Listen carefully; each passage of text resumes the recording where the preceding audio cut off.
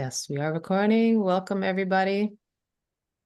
Thank you all for coming, some of you for the second week in a row, to our mutual aid planning meeting.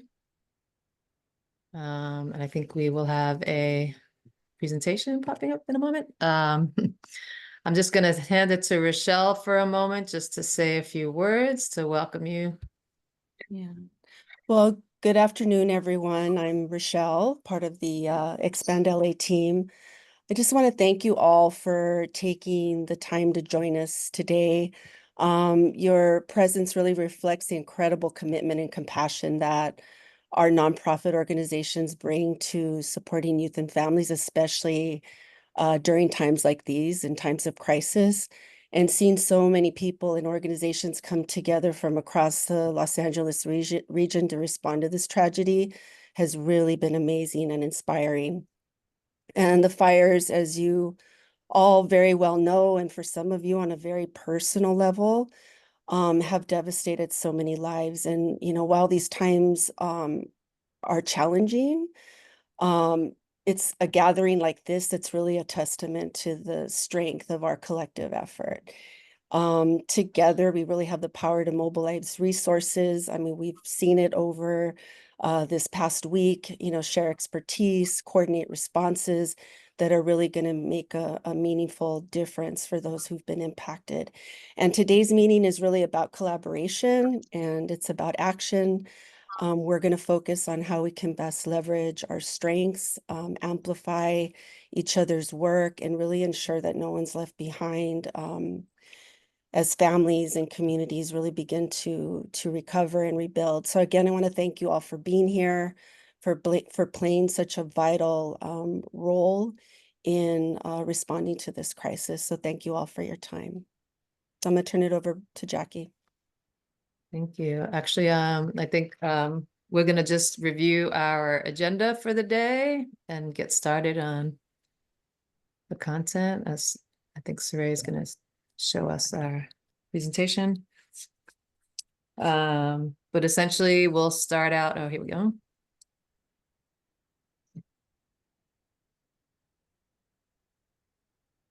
We're going to do a little recap of what happened not only in last week's meeting, but a little bit of what happened last week.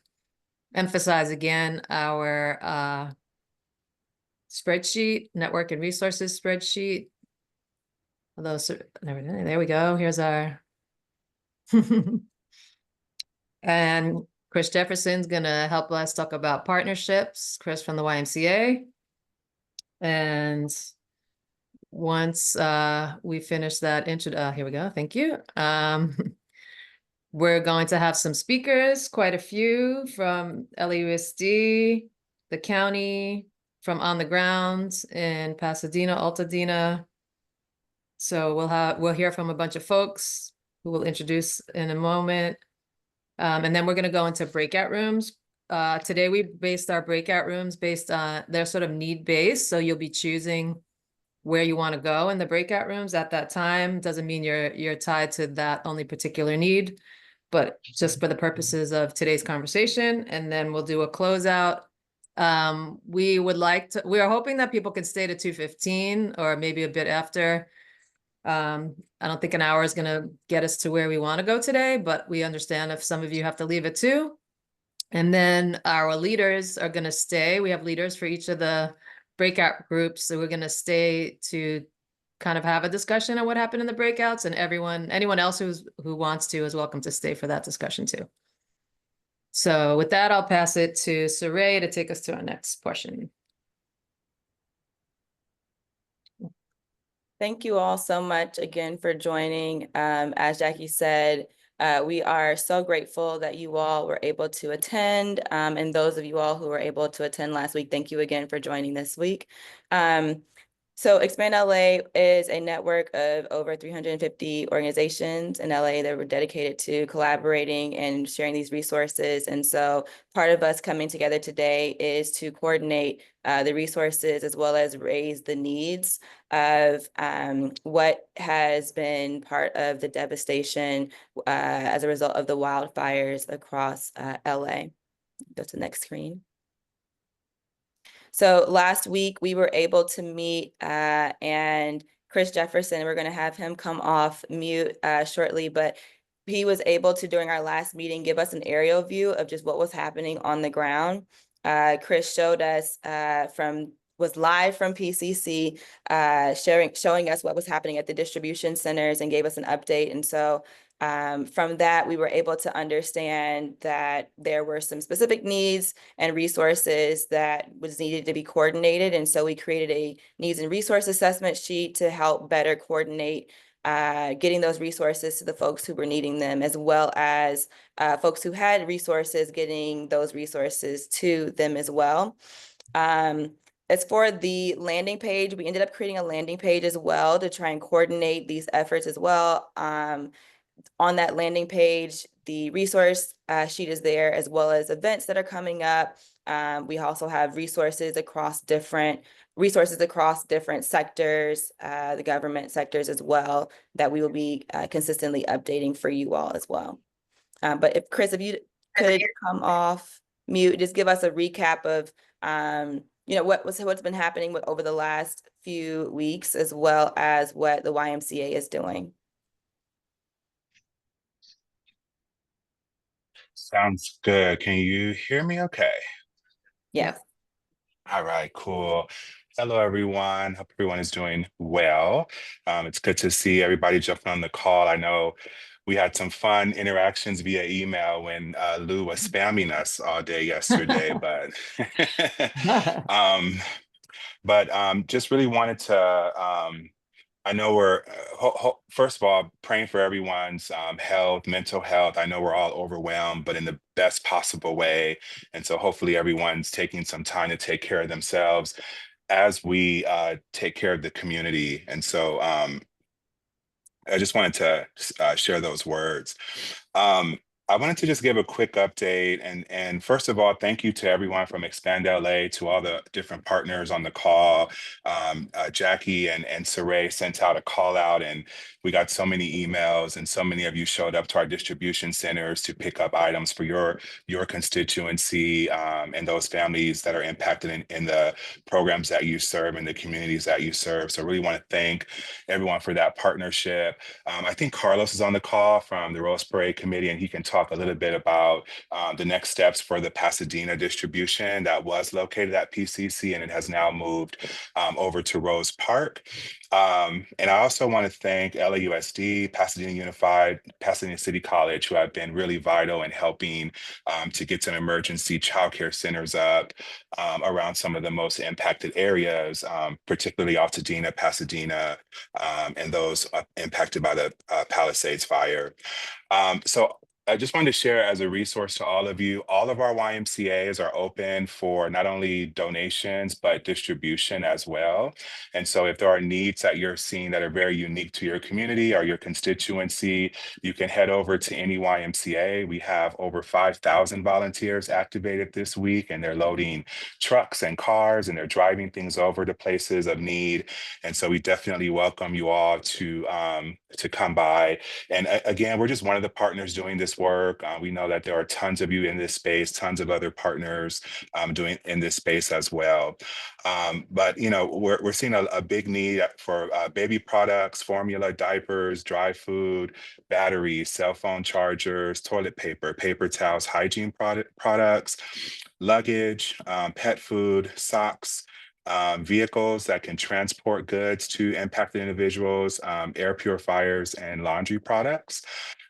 Every community is different, but we have not seen as much of a need for water, clothing, toys, blankets, linens, and pillows. And as far as receiving them as donations, because we have a very large abundance of those at our YMCAs, and the Red Cross has also communicated the same, as well as what's the thrift store? Goodwill. Sorry about that. They've also expressed that they have those things in abundance. And so just want to tell you what we're hearing on the ground. Again, this could be different in each community as far as what they need.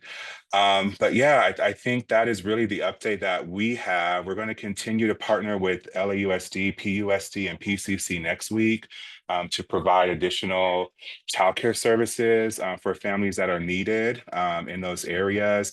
And something else I want to offer to you all is we do have 12 full-time licensed clinical social workers on staff here at the YMCA. And so if there are families who need mental health resources, they want to talk, or any of that type of stuff, we'll be happy to connect you to that. And of course, everything I'm sharing today is of no charge to any community or organization. So Jackie, hopefully I hit what you needed me to hit on this, and I appreciate all of you and what we're all doing for the community. And again, take care of yourself through this process as we take care of the community. So thank you. Thank you so much, Chris, as well as for speaking, as well as for what you are doing in the community. We're going to hear from a few more folks that are on the ground, as well as some folks that are in our community. We've got Nick Melvoin from the LAUSD board, Board 4, District 4, and then we have Sarah Mooney, Director of the Development and Civic Engagement at LAUSD. We have Michael O, I hope I'm pronouncing that correctly, the Chief Deputy Director of Internal Services Department at LA County. Brandon Lamar, I'm sure you've heard of the Dina Relief Drive. He's the lead organizer there. Carlos, as well as who is the Senior Director, Community Relations at the Tournament of Roses Foundation. And we just heard from Chris. So we'll go ahead and get started with Nick Melvoin. Great. Thank you all for the kind invitation and for convening a couple times in the last week. I'm thrilled to join you, even though it's under circumstances none of us would have wished come to pass. It's obviously been a tough week and a half. I represent the Palisades. I've spent almost every day since last Tuesday in the Palisades. I grew up adjacent to the Palisades, playing soccer and going to school in the community. And it's been a tough week and a half. That being said, and I know you're all kind of seeing the same thing throughout the region. The resilience of this city, not just the Palisades, not just Pasadena, Altamira, but all of LA, has been really incredible.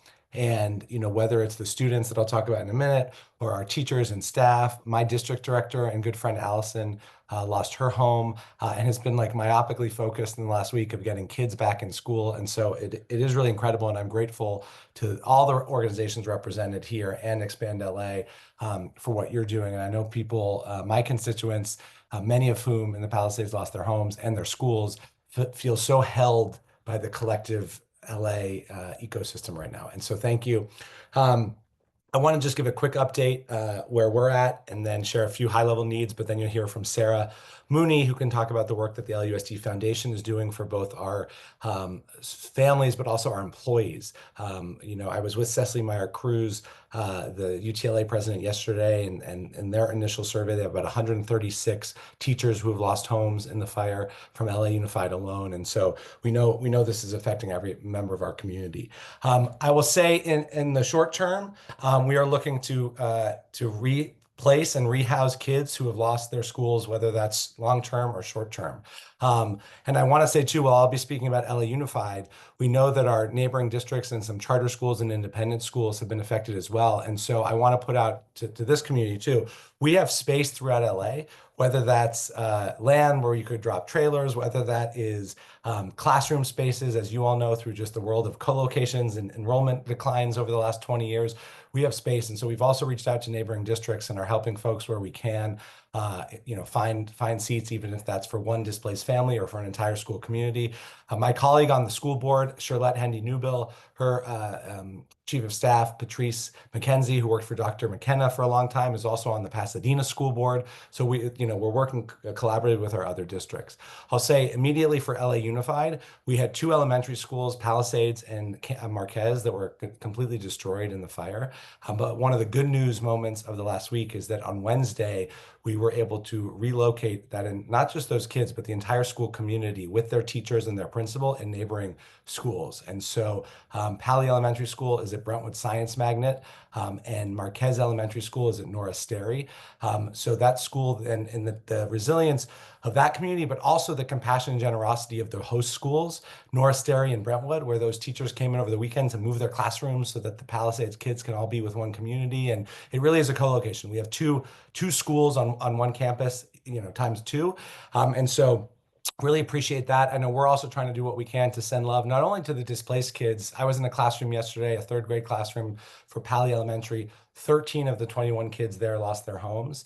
But it felt like a normal classroom because that teacher was doing trauma circle. And so we want to support those kids. We also are trying to show love to the kids, the few hundred kids at the receiving schools who are showing such maturity and leadership and like giving up of their classrooms and and co-locating. And so to the extent that there are partners who want to help us I know we've had some folks, PS Arts, others reach out and say, hey, we'll do a week of music or we'll do a week of arts at those schools. That is like a need where we're just trying to show love to those 4 school communities.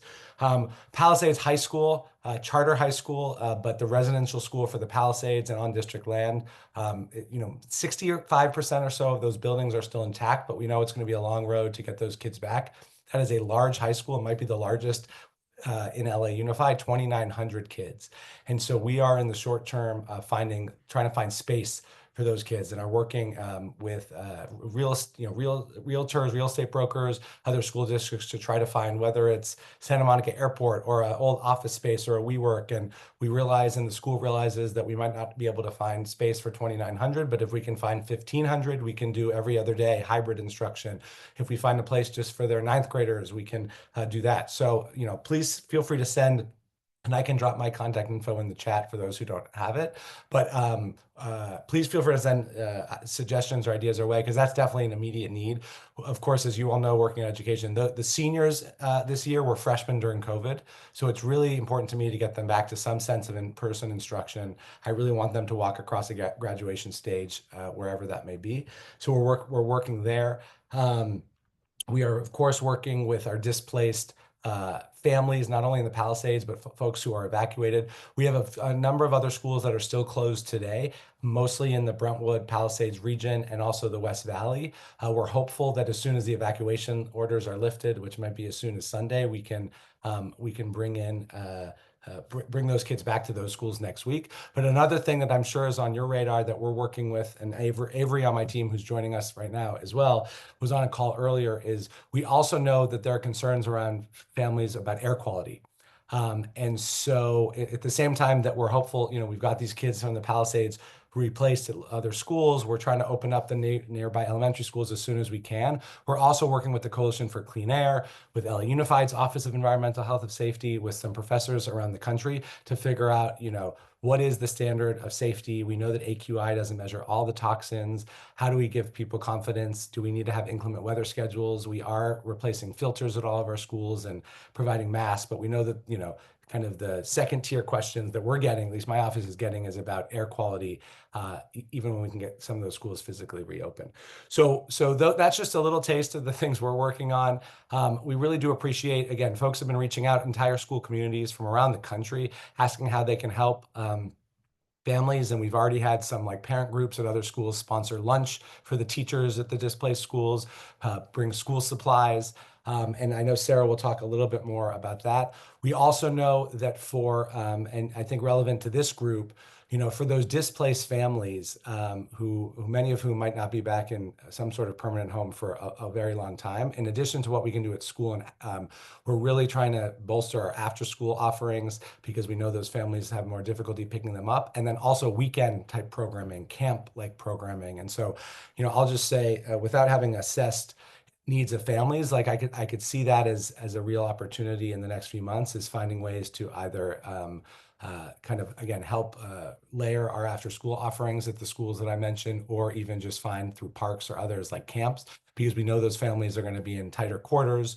We know at the extent that we can get kids out of the home or the apartment or the hotel or the shelter for even a few hours on the weekend, it gives those parents some opportunity to breathe and figure out their needs. So I know Sarah will speak about what the LUSD Foundation is, but it's really appreciate the way this community has come together. I'm sure there are things I missed just, in my quick overview, but I think, our short-term priorities, getting housing for the Pali High kids, and then working with all those who have been affected. So thanks for the opportunity to join you. I'll throw my contact info in the chat, and it's nice to see all of you even under these tough circumstances. So thanks. Thank you so much, Nick, for giving us that context and also for everything that you're doing. Yes, I'm just going to kick it over to Sarah, just to keep the conversation going. Sarah, you can take yourself off of mute and I'll spotlight you. Hi, everyone. Sorry, just shoveling some food in my face. Thank you all so much for being on. Thank you, Lou, for the invitation and for all you guys have been doing. And thank you to Board Member Melvoin. It's been, under unfortunate circumstances, but always love to work with your team who gets so much done. And thank you to Chris and the whole YMCA. The ability for you all to accept so many in-kind donations that we at present don't have the just capacity to accept and organize and get into the hands of families is and just step up with volunteers, providing our families with childcare. It is such a meaningful partnership and such a strong, beautiful example of what happens when we can all kind of coordinate our resources and step up in our unique ways to serve our community. So very, very grateful. I'm a little scatterbrained, so I'm going to do my best to organize my thoughts. It's great to see some familiar faces, and I hope that all of you and your loved ones are doing well and safe and able to breathe as easy as possible. And I know I've taken a lot of strength in this last week from just connecting with many of you, connecting with Taylor Swift called us out yesterday, which was exciting. So like we just have the depth and breadth of the community who's reaching out to help. Our LA is really, really meaningful. So I hope you all can draw strength from that as well. A quick update on what we are doing, and then just some initial thoughts on how we can all work together moving forward.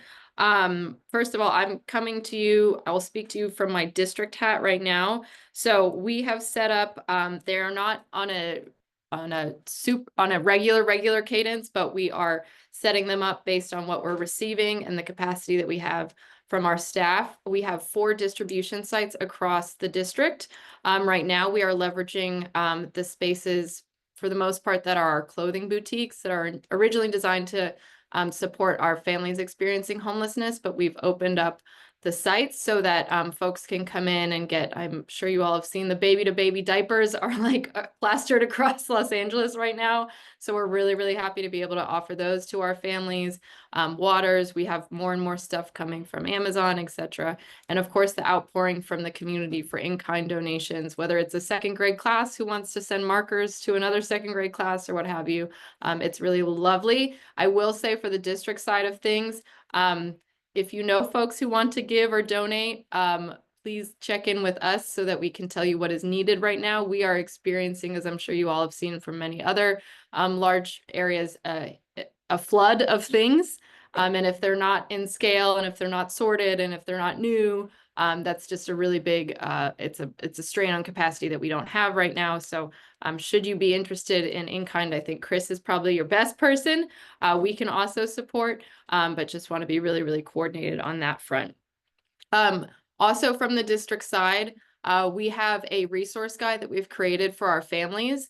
It's a 23-ish page document. We love a big document at LAOSD, but it contains both district resources, district-wide resources, as well as region-specific resources. And we've included resources around, insurance claims and FEMA and all of that. So it's in English and Spanish on our website right now, very easily accessible from the homepage. We also have a list of resources for employees, whether that's around how do they mark their time.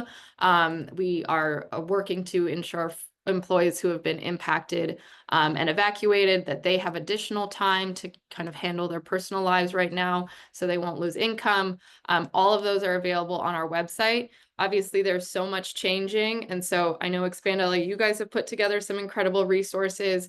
If there are other things that you think might be helpful for the website, please let us know. We are just trying to get information to our families as much as possible. I also know our families don't always go to the district website, they go to their school website. And so if you want to make sure that families receive this opportunity, please get it into their hands. The 2-pager is pretty easy, black and white, to print copies of to get families going if you find it helpful. But the district teams, obviously this impacts every area of LAUSD. And so please know that our staff are here to support. Your families are here to answer questions. They're gathering resources as well.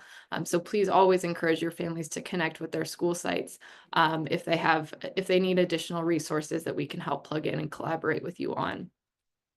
I'm going to take off my district hat right now and put on, as board member Melvoin alluded to, I'm also the interim executive director of the LAUSD Education Foundation. This is a foundation that has been around since 2002 with the exclusive purpose of serving LAUSD and the LAUSD community. We have established an emergency relief fund. This fund is in response to disaster. The main priorities of this fund, the primary one is direct cash assistance. We know that families right now need autonomy, agency, flexibility to do what they need to do. So we are providing direct cash assistance to employees who have been displaced. The application for that is going out through, as board member Melvoin mentioned, we're collecting information on who has been displaced. Direct cash assistance for employees of $500 each. We will also be supporting displaced families through the district. We're identifying those criteria and that rollout process. The other population that I know you all are very aware of, and that we are as well, is our families who are facing a loss of income or loss of employment from this.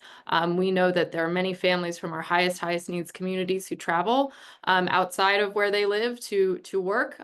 We know oftentimes the federal government will not recognize some of those families for various reasons or reimburse them for various reasons. So we really, please donate to the fund so that we can do as much as we can to support, meet as many needs as possible. I'll drop a link in the chat in a little bit. And if you do know folks who are reaching out saying, how can I support LAUSD? Please don't have them send us items. Please have them send us funds through this emergency relief fund. And that, again, is going straight into the hands of our impacted employees and families. So those are a little bit about what we are doing. Again, very privileged to work alongside board member Melvoin's team on some of these emergency relief efforts. And in terms of where we can rely on partners, we are, of course, in a crisis situation and in crisis mode. Just things that are scaled, things that are needs-based, and things that are responsive to the needs of our families are always welcome. I know I've talked with some of you about MOU crises and things like that. Please, let Lou and the team know if you are experiencing those issues, and we'll see what we can do to kind of smooth things out on that front. But again, things that you all can offer at scale or for a very discrete population or discrete amount of time is very helpful. So the more you all can establish where are the needs of our families and how can you all step up to fill those needs is really, really helpful right now. And just providing as much structure around your capacity, it really helps the district to think about where we can plug you all in, right? Just the desire to help is beautiful, and we also need to operationalize it together. I will say, and I'll send this out to Lou and the team, our procurement services division, you may have noticed in the last year, we have new leadership coming in. There's a number of structural changes happening. I know this is a pain point for many, but our procurement team is deep, and our chief of staff and our superintendent deeply committed to ensuring that you all have what you need to partner with us and to serve alongside the district. So procurement services is hosting a kickoff meeting for community-based organizations who either currently partner with or might even be interested in partnering with the district when it comes to serving students. We know serving students is probably the toughest thing to do because of all of the ed code situations around that. So there is an invitation. It is taking place on, let me pull it up because time is not real right now. It will be taking place. Where's my calendar's not loading? I'll send the note to Lou. It will be taking place end of January. And it will be in person at somewhere near in the downtown area. So I'll send that, and there's a registration form. But that, again, if you are thinking about how are we helping both in the crisis mode and in the recovery, this is going to be a long time to recover. I think it's only setting it. Oh, thank you. I appreciate you. We'll send out the link to register unless Jaime has beat me to the punch. You're awesome. Thank you so much. Beautiful. So anyways, please sign up for that if you're interested in working with the district, sharing your experience, helping us build more customer responsive processes. We all want to serve kids, and we want to make that the safest and smoothest process possible alongside you. So sorry for being a little scattered. If you have questions, feel free to put in the chat. Appreciate all the community support. That's what it's all about right now. Thank you again for the opportunity. Thank you so much, Sarah. And you brought up a really great point as far as operationalizing, and that's a lot of what we'll be doing in the breakout rooms today. So thank you for calling that out for everyone. And also thank you for all of the work that you are doing and for all the resources that you're gonna be sending to us as well. We're gonna kick it over to Brandon next with the Dean of Relief. Hey y'all, good afternoon, beautiful people. Brandon Lamar, Dino Relief Drive. Just give you a little bit about what we've been doing here, boots on the ground in the Pasadena, Altoona area. A little bit about me. I'm actually born in Pasadena.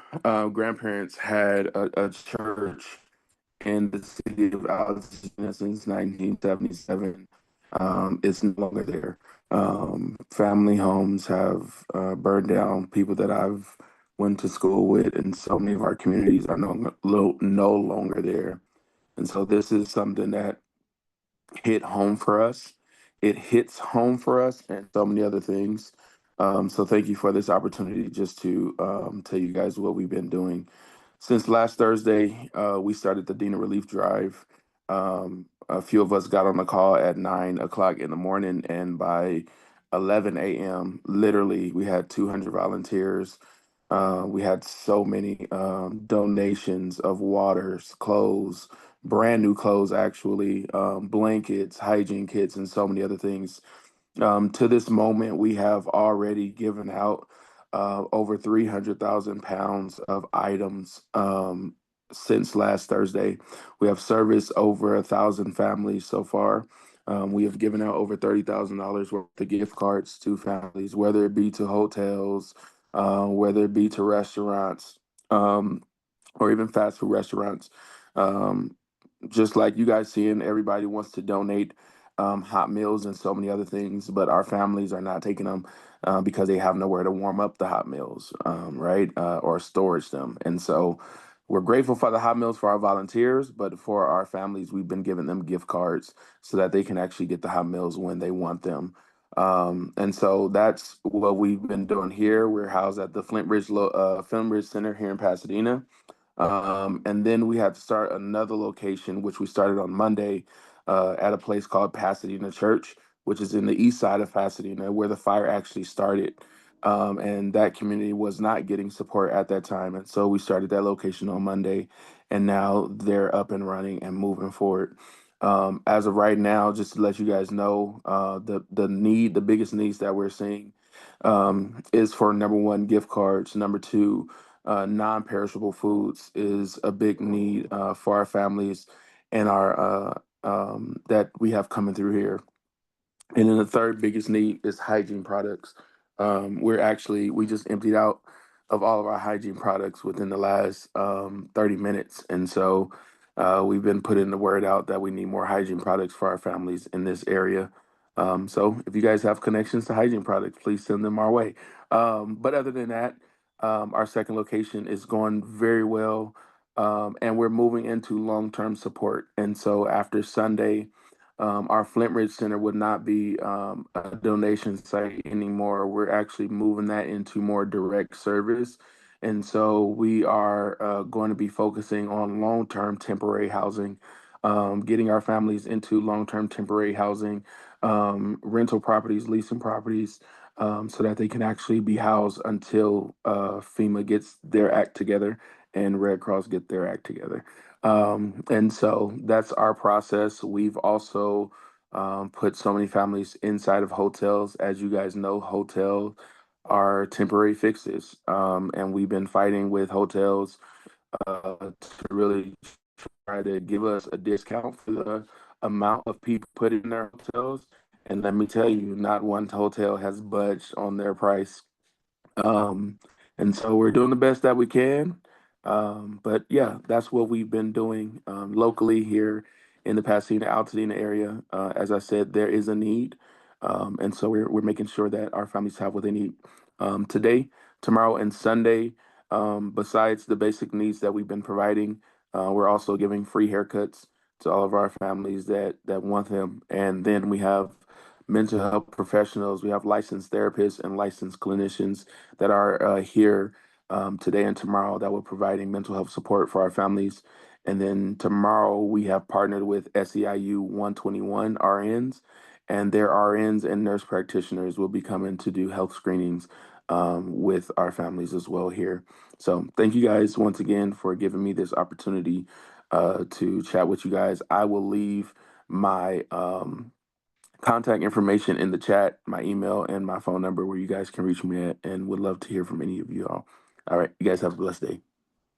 Thank you so much, Brandon, for speaking. I was able to volunteer at the Dana Relief over the weekend, as well as last weekend, last weekend, was able to meet some great folks out there. So thank you for the work that you're doing. Also, want to shout out Music for Changing Lives because they're one of the groups that are helping out there on the ground. We're going to have one more speaker, Carlos. I'm going to go ahead, you take yourself off of mute, and I'm going to add your spotlight. Great, thank you. And just so everyone knows, I confirmed with Jackie, I'll be very, very brief so we can get to the breakout sessions. I want to give a huge shout out to Brandon and the team. They've been boots on the ground in the Dina area, and we've been more behind the scenes at the Tournament of Roses.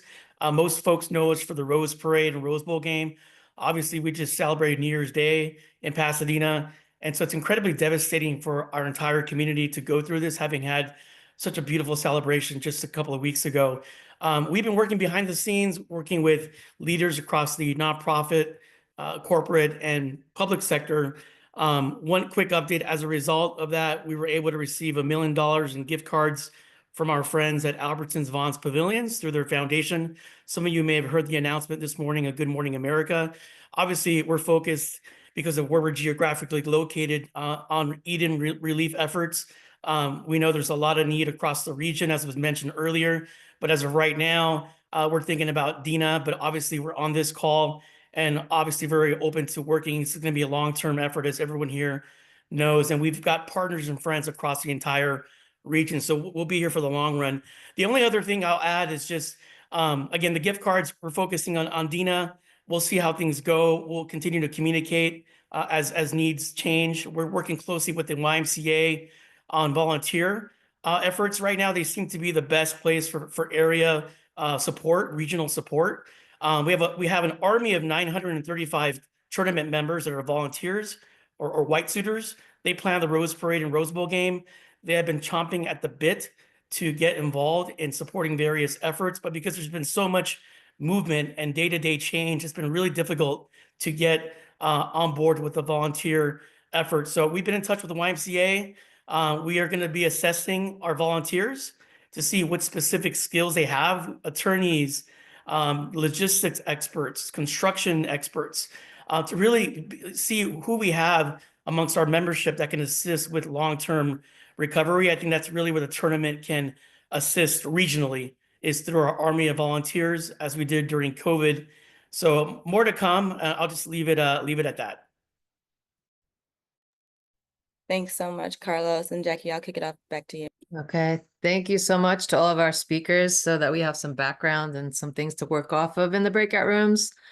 So right now we definitely appreciate, I don't know, maybe we could do a quick, if any groups have just a general, like where you left it with your committee, or was there anything you need to say to the other groups that overlapped? Maybe one brief point, only in the interest of time. And then if anybody else wants to stay, we'll stay with whichever leaders can stay to debrief, and anyone's welcome to stay for that. So anybody have something they think the whole group could benefit from hearing?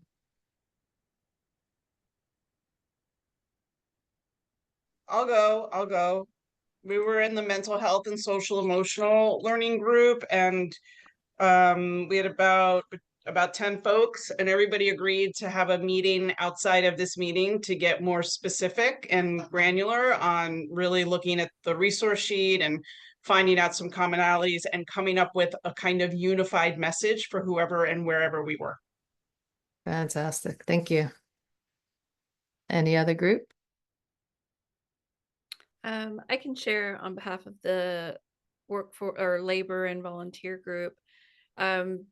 Those that were in the room, have volunteers and have, space. But some of these things that they're willing, can offer are available now, but then they can also see where this is a long haul effort, and maybe, some people that are really anxious and ready to get involved, it may be a while, and we need to remember that, and have a little patience. Also, with that being said, as weeks go by, needs are going to change, focus is going to change, and just everyone having to pivot together collectively. And then I think something that was really great that was brought up towards the end of the conversation was, families have lost paperwork, documentation, and navigating all these application processes. Volunteers can help with that from a legal standpoint, navigating things. But then also we want to make sure that those educators who aren't going to be able to access those resources during the day also have those services and volunteers to help them outside of the school time hours, because our teachers have lost things as well. Thank you. Any other group have something to share out?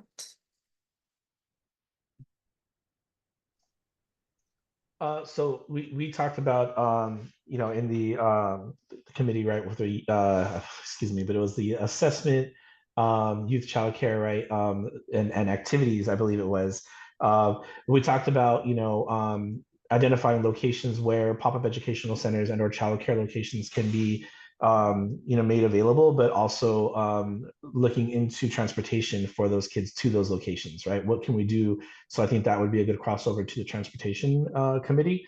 It was mentioned in the group that perhaps Pasadena Unified's buses can be utilized to help transport those kids to and from those educational centers, but just something I think to look into, right? Because once we've identified where we can, have those pop-up educational centers and or childcare centers, the next challenge there is going to be how to get the kids there. And then something else we also identified is a way to vet individuals, in a streamlined process, since they will be working with kids, ensuring that, the individuals that we do bring in are vetted, and ready to work with kids. But I think that was the key takeaway from the strategy that, that committee is going to be going forward right into the next meeting.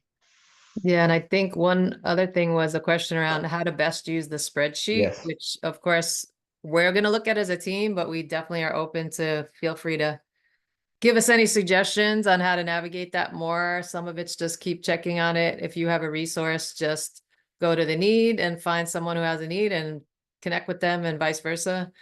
But if anybody has other strategies around that, I think that's important so people are actually able to utilize it easier. Yeah, other groups? Do we have You've other got to make sure you put complete information. There's a need in multiple lines, but there's no contact, there's no email, it's incomplete or it's inaccurate. So when I was on there trying to get stuff sent over, it was kicking back. I'm like, okay, I'm wasting time. This isn't going to work. So just be really diligent about what you put up there and accurate with your information. Our person, she shared, Julia, she said, get really specific what you need. If you're going to offer a service, I can do for 6 weeks. I can do for 1 month, whatever it is, for 1 hour. That was a really good insight that she shared. She said, target what you can give for how long. Yeah, thank you. That's really helpful. And I completely appreciate what you just said. Any other groups or thoughts on the spreadsheet, but also any other groups that haven't I can add what I was in the supplies and food group, and I think it's just a recurring need is I think we kind of know it that some centers are overwhelmed with donations, and now it's more about how do we transport things or get them distributed directly to the folks that were impacted. So I think there should be like a coordination around that, and then maybe even regionally, even in the spreadsheet, if some things could be kind of organized a little bit regionally so that folks know who's more closer to them. I that was just feedback that I received that we kind of discussed. But I think another thing was um it was just more of a talking point, but I think it's important that Kim express, and I don't want, maybe Kim, you can speak. I don't want to speak for you. Yeah, a zip code column would probably be helpful. Um, but continuing to also in the conversation talk about the chilling effects of this new upcoming administration and how this will impact the way even certain families are going to feel comfortable or safe in accessing resources or these services in general. So that's just kind of a something we can continue. We can continue adding that to the conversation, because the families that are impacted or even the long-term impacts or the communities that lost their income, like they have the need, but they may not feel so comfortable accessing these resources that or services that are available.